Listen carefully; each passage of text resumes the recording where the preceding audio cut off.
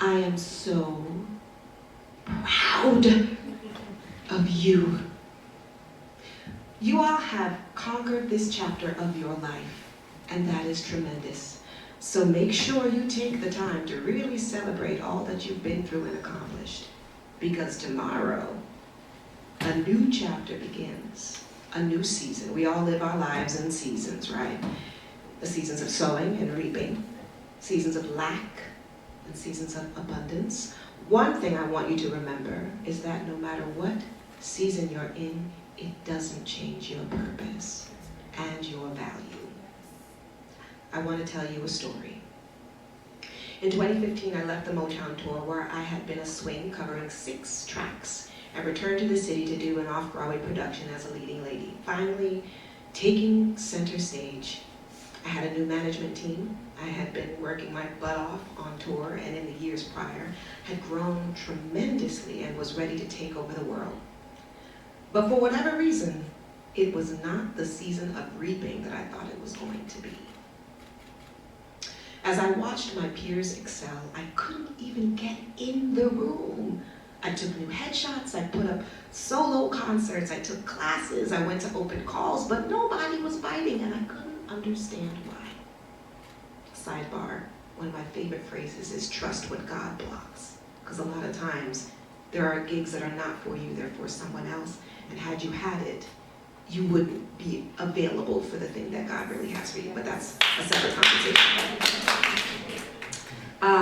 In 2016, I was working a 9-to-5 with a temp agency during the day, then traveling to either Harlem or Long Island at night to rehearse or perform in the ensemble of different regional shows for very little pay, just to keep myself engaged in my craft. All the while, wondering, was I wasting my time?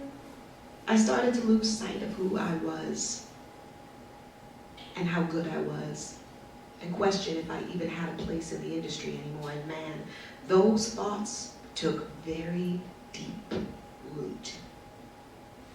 That summer I was teaching at a summer camp, another survival job. Baby, we've all got it, okay? And I got a call to come in for The Color Purple. Now, by this point, I had submitted for The Color Purple. I had flown back from tour for the initial casting of the production. I had gone to an open call for the show and never got a call back. They went as far as to tell my reps that I was not right for the show. And I started to believe them. So when they called me for the Nettie replacement, I didn't really think they truly wanted to see me. I thought it was probably for comparison's sake, or that I wasn't going to get very far. But to my surprise, I did. I booked it. And that was my first Broadway show, starring alongside Cynthia Erivo, Heather Headley, and Danielle Brooks. Now, on one side, I felt so affirmed, that I had about the things that I had previously believed about myself. They had proven to be true. Yes! But I still struggled to fully believe that I belonged there because of how much the negative thoughts took root in my season of drought. Fast forward to 2021. By this time, I had booked Hamilton as the Universal Standby. I was also on Broadway. I got married. The pandemic came and went. And I returned to my position as the Broadway standby after having 2 children. I was a very, very different person than I was 5 years prior when I booked the job.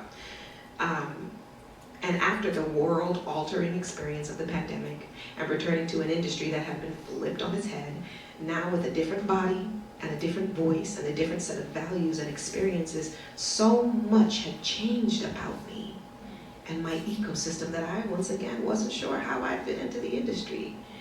But opportunities are all about timing. And when the opportunity came to take over for Angelica Schuyler on Broadway, I got to step into my season of reaping the benefits of the work I had put in. Now, in some speeches, that would be the end. Yay, I did it! I won the thing, But what I'm trying to tell you is that the work doesn't end. Seasons change, but we must keep fighting every day. Even in seasons of reaping in abundance, you've never arrived. You still got to work, in all facets of life. Professionally, for me, I had to conquer myself, my imposter syndrome, my self-sabotage. With each performance, I had to whittle away at my beliefs about myself and work on reprogramming the muscle memory of my mind, what I would tell myself, what thoughts I would accept about myself, and learn how to actively reject and replace those negative thoughts with empowering ones. Niecy Nash said, you have to encourage yourself. It became a daily practice. Similarly to how, as we performers get a chance to tell the same story over and over again, what we're really doing is reconquering what it means to tell the story of our character through their perspective, with the lens of our unique human experiences as we grow and change every day. I could never sing Quiet Uptown the way I do now before when I had children, when I didn't have children. Now that I have children, the song means something completely different, and I connect with a completely different group of people in the audience. And that's what it's about. That's the work. Sometimes we succeed, and sometimes we fail. But that's what it is to be human, and that's what it means to connect and tell a story from experience. That's what it means to be an artist. Last thing. During a lecture, Cornel West said, it's an everyday affair. Education is not some abstraction. It's something to be enacted every day. Freedom and life must be reconquered every day. So it is with love, so it is with courage, so it is with sensitivity, empathy, compassion, and so on. And it is a profoundly human affair, which is to say it is shot through with the failure and faults and foils. But so what? We bounce back. You try again.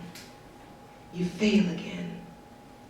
Fail better, as Samuel Beckett says.